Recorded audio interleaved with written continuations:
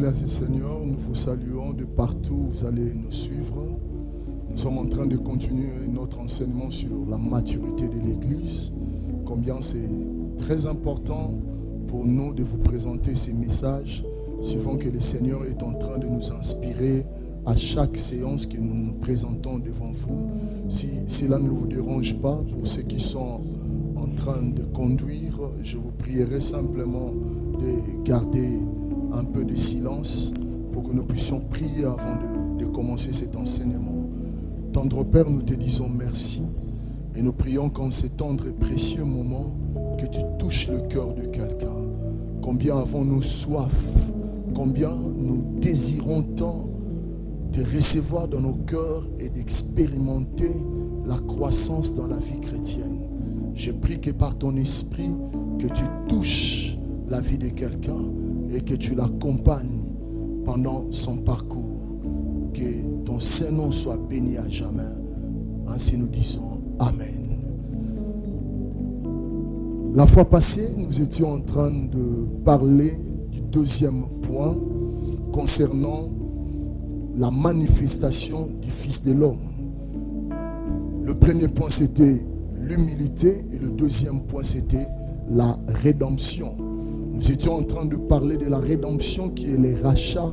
Comment cela devait-il se faire? Et nous avons donné quelques versets pour bien illustrer ces mystères qui est caché aux yeux physiques, mais qui peut être dévoilé par des yeux spirituels, par une très bonne révélation. La Bible nous dit, dans le livre de Genèse chapitre 3 verset 9, l'Éternel posa la question: Adam, où es-tu?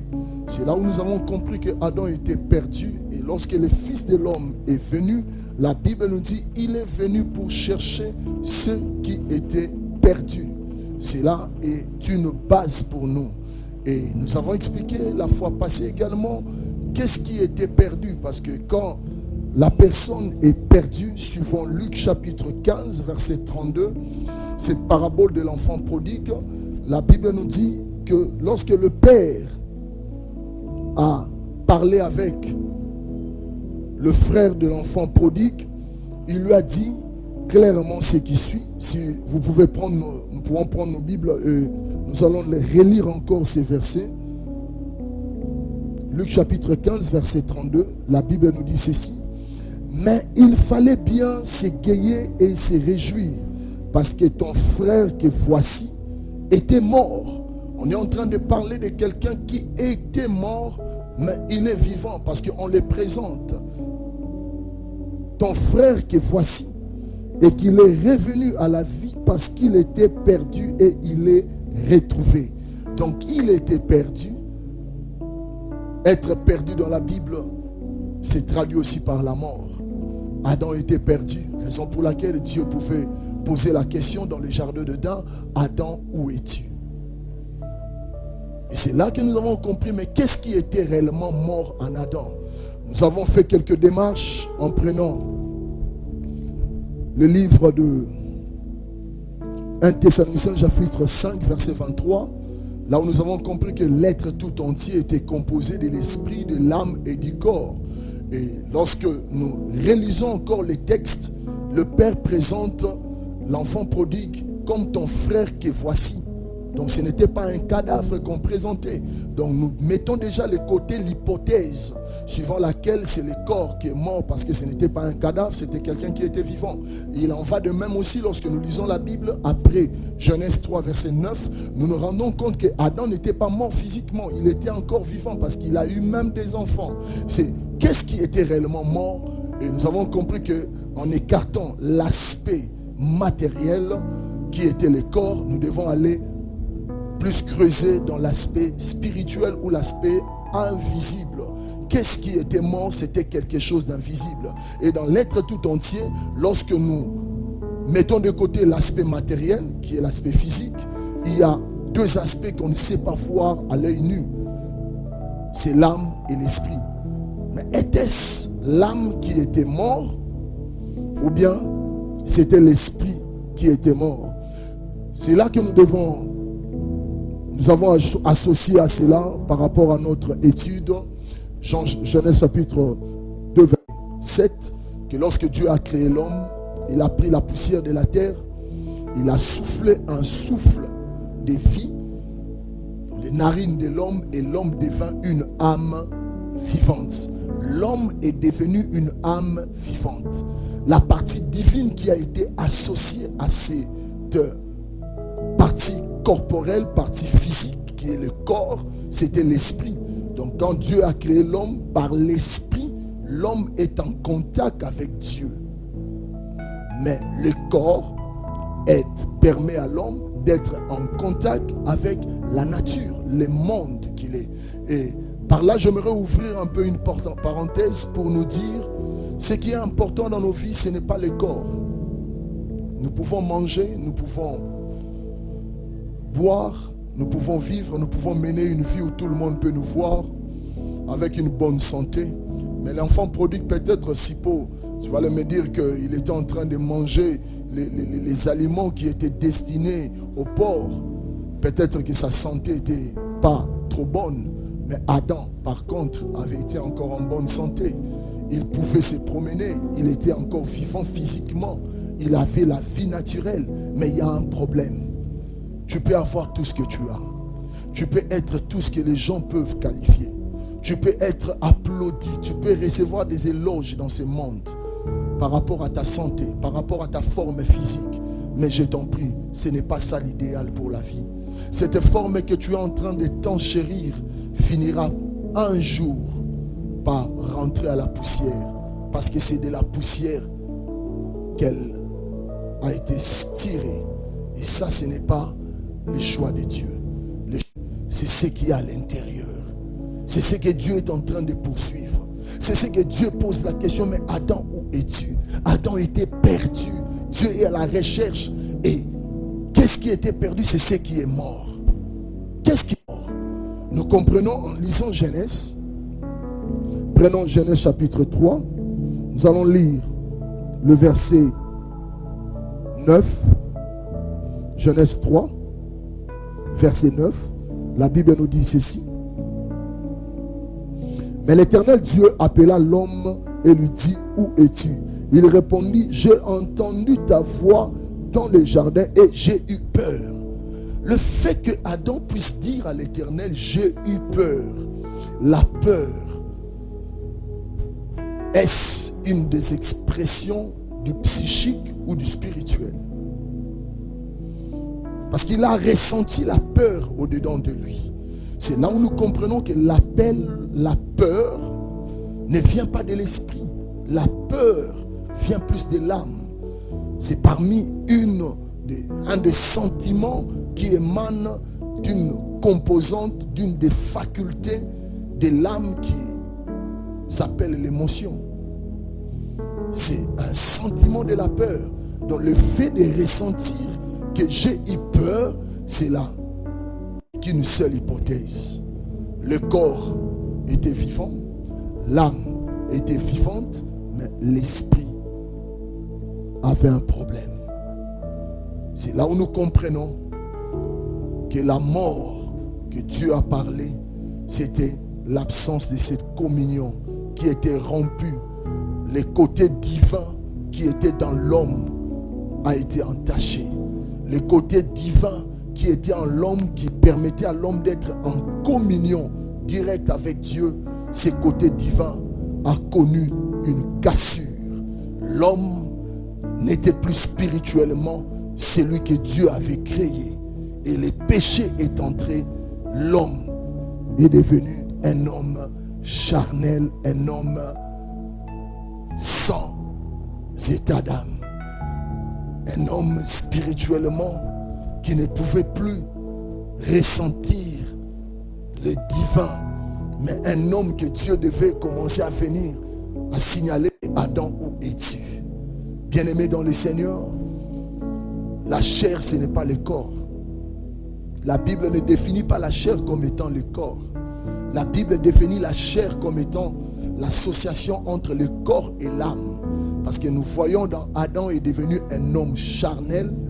Il avait maintenant une vie naturelle comme un animal également. L'animal qui a l'âme et le corps Adam était devenu un homme animal. C'est ce que Paul va nous révéler, que l'homme animal, c'est celui-là dont l'esprit n'est pas en contact avec Dieu. Il n'a pas plus l'esprit de Dieu vivant en lui. Et c'est ça qui devait nous faciliter à introduire l'évangile de Jésus-Christ. Dans Jean chapitre 3 verset 6, le Seigneur est en train de dire à Nicodème. Nicodème était aussi semblable à cet homme charnel, à cet homme naturel qui pouvait tout connaître, mais spirituellement, la naissance que Jésus a amenée. Jean chapitre 3 verset 6, la Bible nous dit: ce qui est né de la chair est chair, et ce qui est né de l'esprit est esprit. Il a fallu que Jésus vienne nous communiquer l'esprit de Dieu.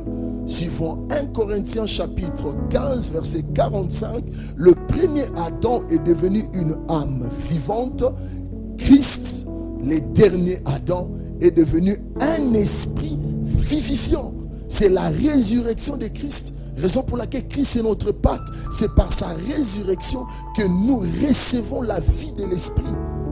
Et cette vie-là, c'est ça la vie incréée de Dieu, le Saint-Esprit, les zoé de Dieu.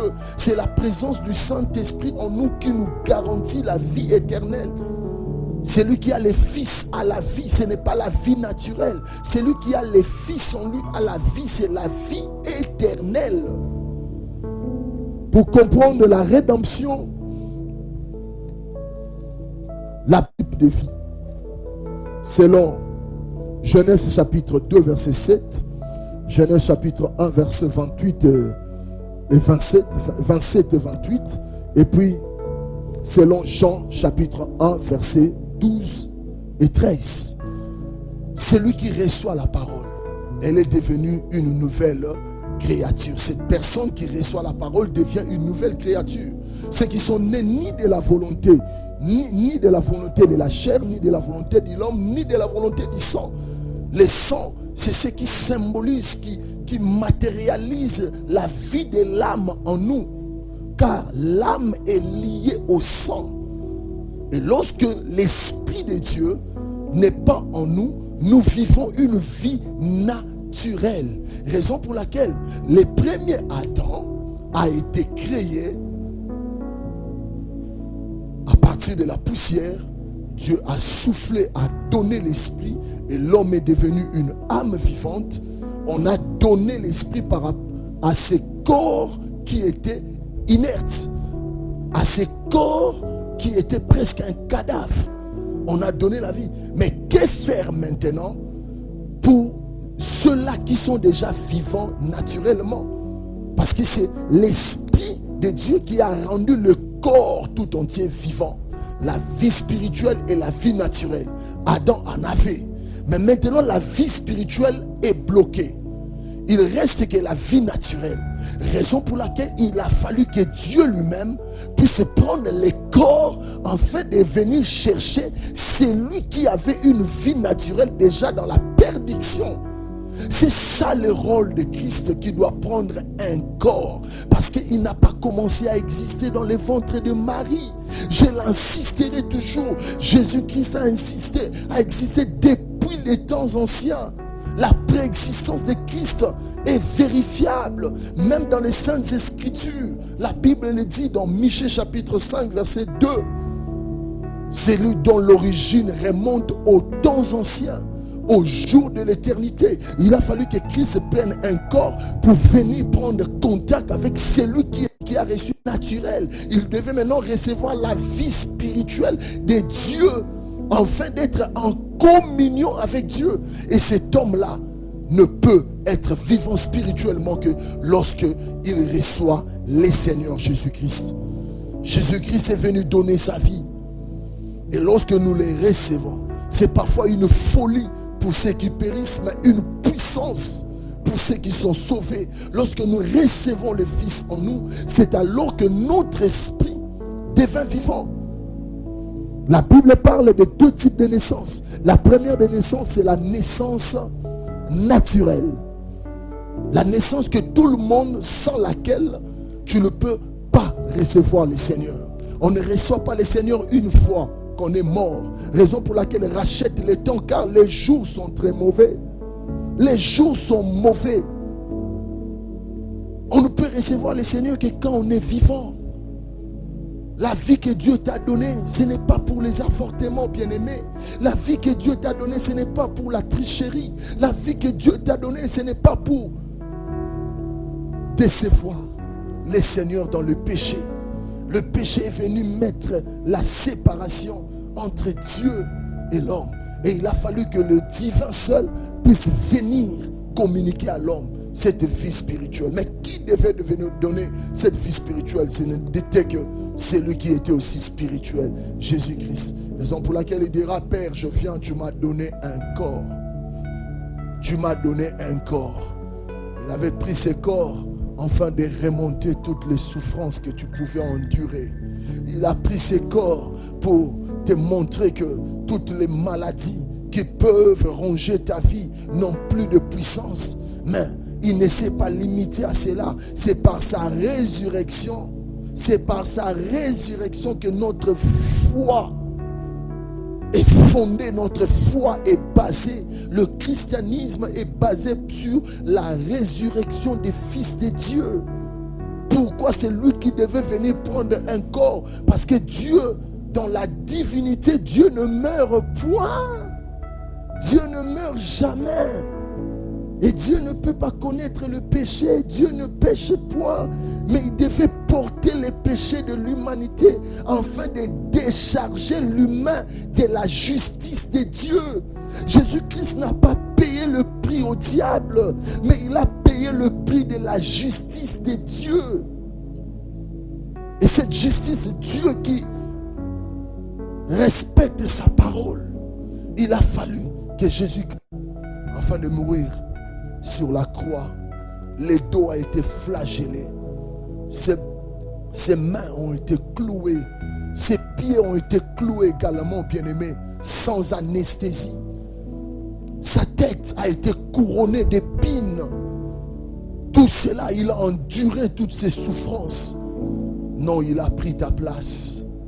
Il a pris ta place. Il a pris ta place. Combien Barabbas, qui était dans la prison, pouvait écouter la première fois. La première fois qu'il a écouté, c'est ce que Jean nous relate dans ses récits des dernières heures de Christ sur la terre avant sa crucifixion. La première de fois qui a résonné, quand on a posé, pouvions-nous revenir à la tradition? Les hommes ont préféré la tradition. Les hommes ont préféré d'écouter la voix humaine. C'est ce qui s'est passé aussi dans les jardins d'Éden. Les hommes ont voulu écouter une créature au lieu d'écouter ce que Dieu avait dit. Lorsque nous écoutons la parole de Dieu, c'est là où nous témoignons notre foi en la parole de Dieu. Le grand péché d'Adam, c'était de ne pas avoir foi en Dieu.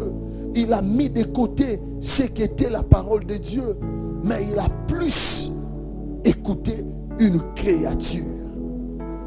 La première de fois dans cette cour, alors qu'on l'a arrêté, on a présenté, on a posé la question: pour dire-vous qu'on relâche Barabbas ou bien Jésus? Les gens ont crié Barabbas, Barabbas.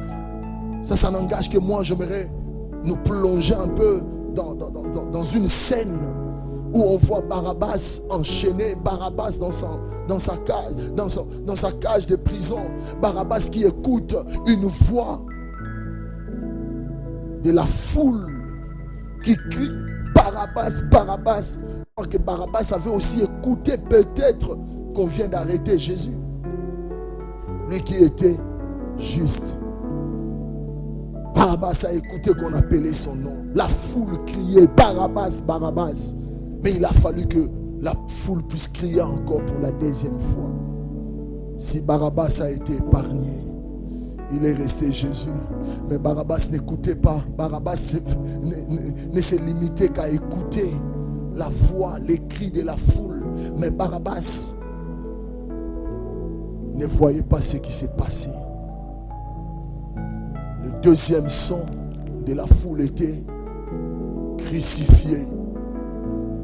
Assurément Barabbas, dans cette scène que je m'imagine, était en train de faire sa dernière prière. Crucifié, serai-je? Je vais résister comme sur la croix. Mes jours prennent fin maintenant. C'est la mort qui a été décidée. On voit les soldats venir chercher Barabbas. Barabbas était faible. Barabbas pouvait être triste. Barabbas ne pouvait plus rien dire parce que c'était fini pour lui.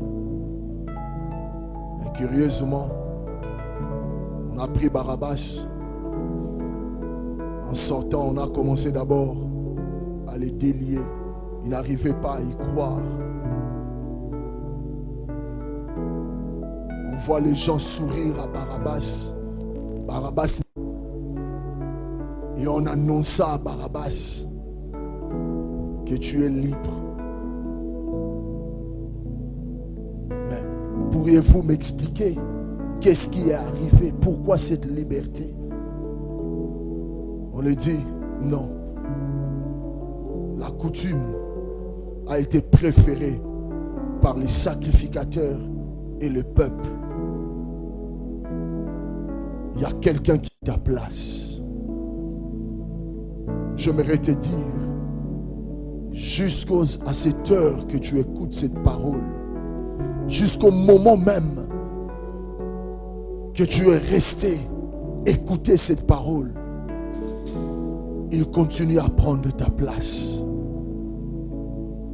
Mais voudrais-tu prendre la décision de sortir de cette prison?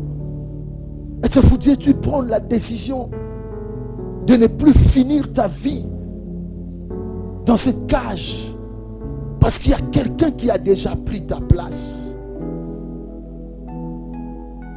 Malheur à nous si nous ignorerons encore l'œuvre de la croix, car il a pris ma place. Il a pris ta place. Jésus-Christ t'aime. Malgré les circonstances que tu endures, malgré les temps que tu passes, malgré le péché qui t'a cloué, mais il est venu à ta recherche. Ce n'est pas le christianisme, ce n'est pas nous qui allons chercher Dieu, mais c'est Dieu-là qui vient à notre rencontre. C'est ce Dieu-là qui a initié le plan de la rédemption. C'est celui-là qui accepte de venir laver ton passé. La justice de ce monde peut te condamner. Mais lorsque tu te répands devant ces dieux, tu es libre. Tu es libre. Est-ce qu'il y a un Barabbas qui peut sortir de la prison? Cette parole vient te rendre libre. Cette parole vient te ôter de cette culpabilité. Cette parole vient déclarer la liberté de ta famille. Cette parole vient enlever les chaînes qui t'ont cloué des années après des années. Cette parole vient ôter la condamnation qui était en toi. Car j'aimerais t'annoncer une bonne nouvelle. Tu ne vis pas avant la croix, mais tu vis les conséquences de la croix. Jésus a donné sa vie. Les gens peuvent te rappeler les avortements que tu as connus. Tu peux même te rappeler de ces scènes-là lorsqu'on t'a montré le fœtus. J'aimerais te dire, Jésus est venu pour te sauver. On peut bien même te montrer ton passé. Comment cet enfant que tu regardes, si aujourd'hui il n'a pas la lucidité, si c'est cet enfant n'arrive pas à parler, c'est parce que tu avais mis tes pieds dans ces loges. C'est parce que tu es allé voir ces féticheurs. Je t'en prie, bien-aimé, si l'Éternel t'accorde encore le souffle de vie, rachète les temps, répands-toi. Jésus ne vient pas pour te condamner, Barabbas, mais Jésus vient que tu sois et que lui, il puisse mourir à ta place. Il est déjà mort à ta place, mais il a encore une seconde nouvelle. C'est ça le fondement de notre foi. Il est vivant, il est ressuscité. C'est le temps que tu vives une vie spirituelle. Ta vie était toujours dans des boîtes de nuit. Lorsque tu regardes le nombre des billets que tu as achetés pour aller dans des concerts, lorsque tu regardes également, tu penses, tu te souviens même le nombre de fois que tu as abusé de ton corps qui était le temple du Saint-Esprit. Le Seigneur n'est pas pour te condamner, mais le Seigneur est là, rempli d'amour, rempli de patience. Répands-toi, bien-aimé. C'est possible en écoutant sa voix, que tu n'endurcisses pas ton cœur. Cela veut dire que tu puisses garder encore ta volonté stérile. Mais c'est comme un homme. Tu as été créé à l'image et selon la ressemblance de ce Dieu. Ce Dieu a donné sa vie puisque tu puisses sortir de la prison, afin que tu donnes ta vie au Seigneur.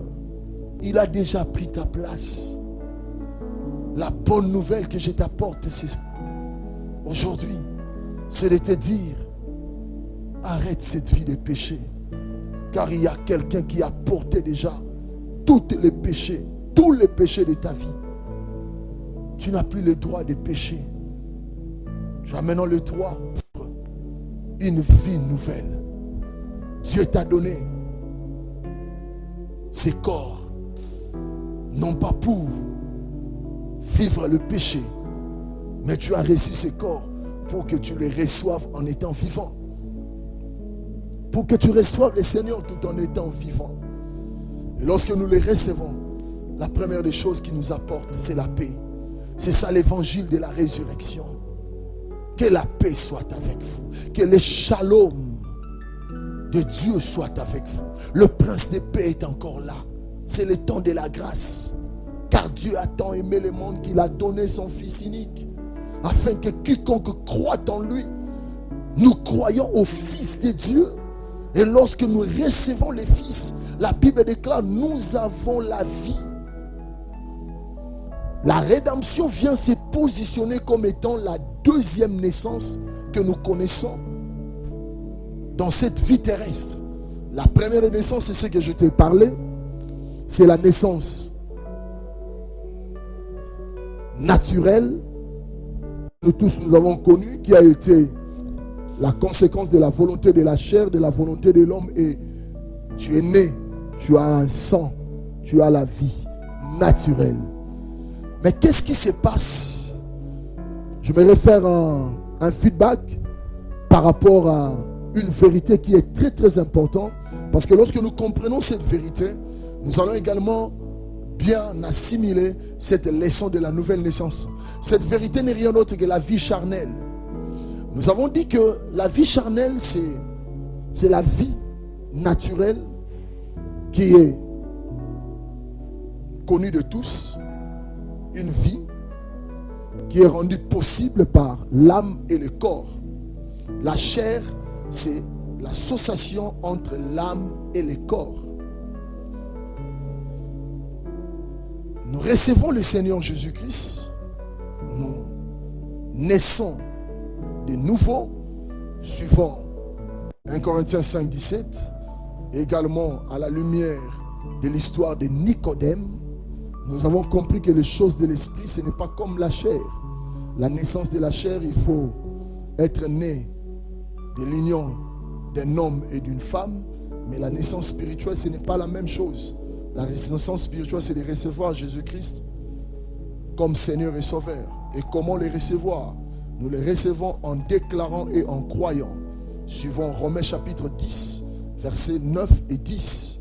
Lorsque nous confessons et nous croyons dans notre cœur que Dieu l'a ressuscité d'entre les morts, c'est alors que nous sommes sauvés. La vie naturelle, tu as reçu le Seigneur, tu as maintenant la vie spirituelle.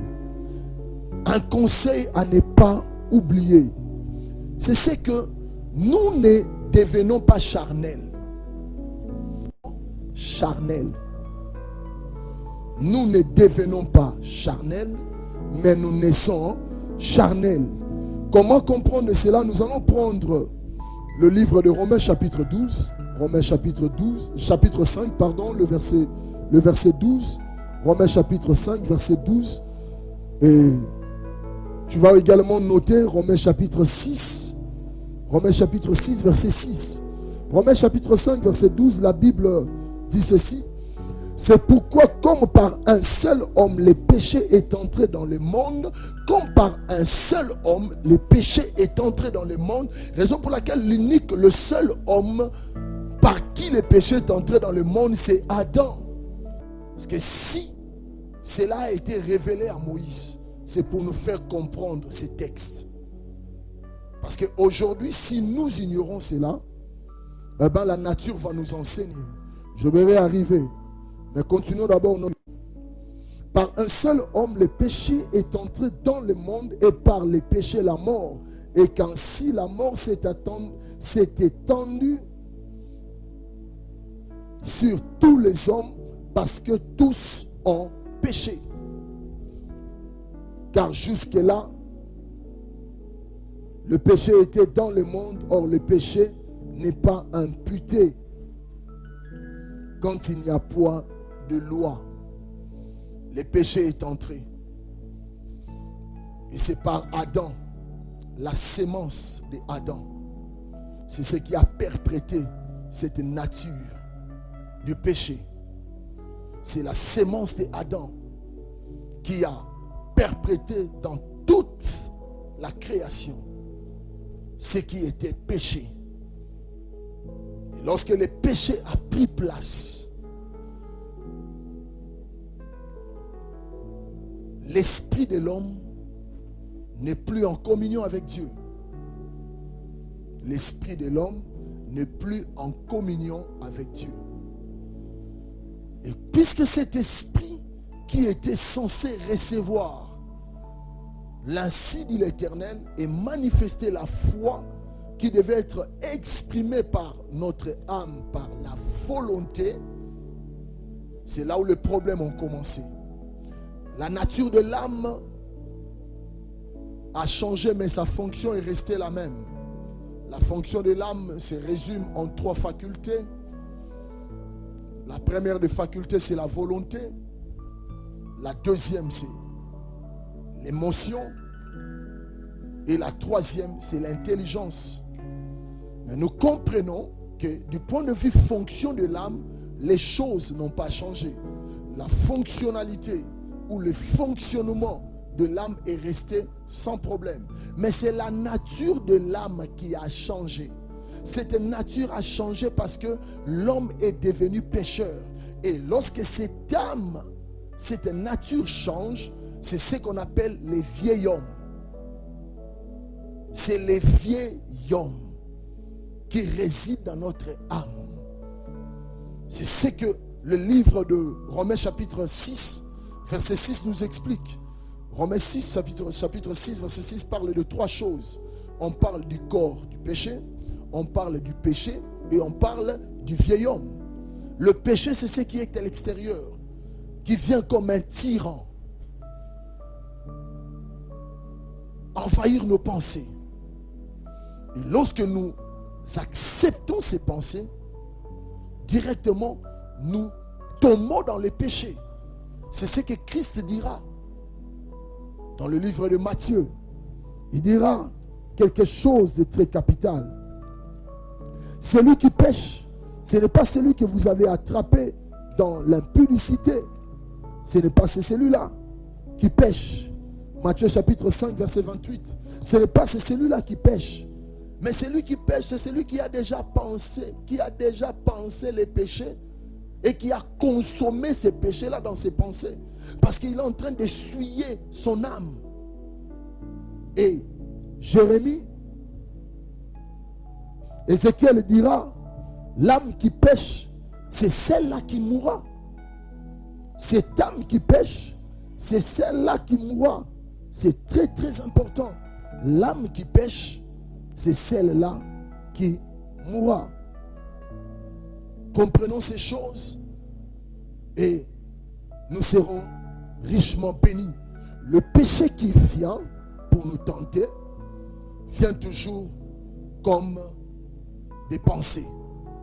Le diable vient, il nous balance quelques pensées et lorsque nous captons ces pensées dans notre âme, nous avons commencé à réfléchir, à consommer ces pensées. C'est dans ces moments-là que nous sommes en train de pécher. Lorsque les pensées passent, ça ne pose pas de problème. Mais nous commençons à pécher lorsque nous consommons ces pensées. C'est lui, par exemple, un chef. Imaginons, je donne un exemple. Un chef dans une entreprise qui voit le secrétaire passer. Ce chef peut, en regardant, voir que c'est une belle femme. Si les pensées là montent dans sa tête et ces limites là, la personne est encore sauvée. Mais lorsque, j'aimerais le dire comme notre frère que j'aime bien, Pichu Mwanza, lorsque la personne voit la femme, commence à la déshabiller dans ses pensées, commence à imaginer déjà systématiquement comment être dans un moment d'aisance avec cette femme, cet homme spirituellement a déjà péché. Il en va de même pour ceux qui, lorsque vous voyez seulement les billets des banques, vous n'avez même pas mis votre main, mais vous commencez déjà à imaginer comment dire à l'autre de se déplacer un tout petit peu. Le terrain va rester vide. Je pourrais soutirer. Et c'est en ces moments-là que je pourrais répondre à quelques besoins de la vie. Tu as déjà péché, bien-aimé. Le péché, c'est d'abord dans nos pensées. J'aimerais approfondir cela dans les enseignements du jeudi sur le combat spirituel terrestre. Le diable vient pour créer des forteresses dans notre mental, vient de créer des forteresses dans notre âme. Et la Bible dit l'âme qui pêche. Donc nous comprenons que puisque l'âme qui pêche, c'est celle qui mourra, le corps ne fait que répondre au désir de cette âme qui a déjà péché. Parce que le corps ne se présente que comme une marionnette. Un corps sans âme, c'est un cadavre. Mais c'est le corps qui a péché, le corps qui a connu, l'âme, qui a péché déjà. C'est cette âme-là qui va maintenant pousser le corps à accomplir les plans qui a été déjà conçus en pensée. Et Ézéchiel chapitre 18 verset 4 est en train de nous dire clairement que l'âme qui pêche, c'est celle qui mourra. Et le Seigneur ajoute encore dans Matthieu chapitre 11 verset 29, prenez mon joug sur vous et recevez mes instructions, car je suis doux et humble de cœur, et vous trouverez du repos pour vos âmes. Vous trouverez du repos pour vos âmes. L'âme, c'est ça l'identité, c'est ça le moi, c'est ça la personne de l'être humain. Le prochain numéro, nous allons parler de ce qui se passe entre l'âme et l'esprit. Mais j'aimerais déjà vous annoncer, lorsque nous recevons le Seigneur, il devient un esprit qui vient vivifier notre esprit. Le message de la croix, la Pâque, est venu pour nous donner la victoire sur le péché, afin que ces péchés-là n'envahissent pas notre être, afin que ces péchés-là n'entrent pas pour souiller notre âme. C'est ça l'œuvre de la croix. Et l'œuvre de la croix vient pour nous témoigner que nous avons la victoire sur le péché. Car lorsque nous croyons à l'évangile de Jésus-Christ, il nous donne son esprit.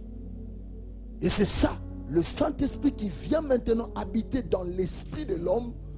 Et la Bible dit clairement, lorsque l'ennemi viendra comme un fleuve, l'Esprit de Dieu les mettra en déroute. Le Saint-Esprit habite dans notre esprit. Et il est quotidiennement. Jésus, de par sa vie terrestre, il a donné le pouvoir. Et il nous a dit que je vous enverrai un autre consolateur qui sera avec vous éternellement. Éternellement veut dire, pendant que tu reçois le Seigneur Jésus-Christ, tu as la victoire sur le péché et le Saint-Esprit vient habiter en toi pour te permettre de vaincre quotidiennement le moi là. Raison pour laquelle cet Saint-Esprit, lorsqu'il te parle, tu es censé reconnaître l'esprit dans ta vie. Est-ce que la fréquence est forte ou la fréquence est faible? Lorsque ça devient de plus en plus faible, cela veut dire que tu as tellement attristé le Saint-Esprit qu'il finira par te quitter. Et lorsqu'il te quitte, le terrain resté vide, le diable va envahir ton être. Mais lorsqu'il te parle d'une foi forte, tu es sauvé. Parce qu'aucune tentation, Dieu ne le permettra jamais. C'est parce que tu as l'Esprit de Dieu en toi. C'est parce que l'Esprit de Dieu te convainc du jugement, du péché et de la justice. Il te convient du jugement, du péché et de la justice. Cela veut dire que le Saint-Esprit en toi dira à ton esprit que tu es enfant de Dieu. Et j'ajouterai, c'est spirituellement que nous comprenons ces choses. Car les choses de l'Esprit ne pourront pas être comprises par la chair. Aime le Saint-Esprit. Il est là pour conseiller, les guide. Il est là pour t'enseigner. Il est là pour parler à ton esprit. Est-ce que tu peux vérifier la fréquence? Peut-être aujourd'hui la fréquence est devenue tellement basse qu'on ne sait même plus sentir que tu aimais. Parce que le Saint-Esprit a été suffisamment attristé. Aujourd'hui, je suis venu parler en rétrogradé. Tu avais longtemps servi le Seigneur. Tu avais longtemps cru en Jésus-Christ. Tu avais longtemps expérimenté la puissance de l'Esprit. Mais j'aimerais t'annoncer une bonne nouvelle. Il t'a donné encore la vie afin que tu puisses te rattraper. Car ce n'est pas encore trop tard. Est-ce que tu peux te lever là où tu es et commencer à dire merci à Dieu? Merci parce que j'ai encore entendu cette parole. Merci parce que j'ai encore la vie. Et je crois que c'est lui qui a le Saint-Esprit. Fortifie-moi encore. C'est toi le paraclet. Aiguise encore ma vie. Je t'en prie. Je mérite t'écouter. Et c'est alors que prochainement, je te parlerai de la croissance de l'esprit. L'esprit ne grandit pas comme le corps. Le corps a besoin de sa nourriture qui est physique. Mais l'esprit a besoin d'autre nourriture. Que le Seigneur vous bénisse. Merci pour votre attention. Merci également si vous avez besoin d'entrer en contact avec nous, il y a des numéros qui passent au bas de cet écran. Vous pouvez noter et prendre contact avec nous. Sinon, vous pouvez également passer par nos bureaux qui sont non loin de la station Snell et de l'école Horeb, que nous ne manquerons pas de vous accueillir chaleureusement. Que le Seigneur vous bénisse. Également pour les prochains numéros ou d'autres numéros, vous pouvez entrer dans notre chaîne YouTube. Vous allez trouver toutes les séries qui vont vous permettre de grandir spirituellement. C'est le temps de la maturité de l'Église. C'est le temps que le blé doit grandir.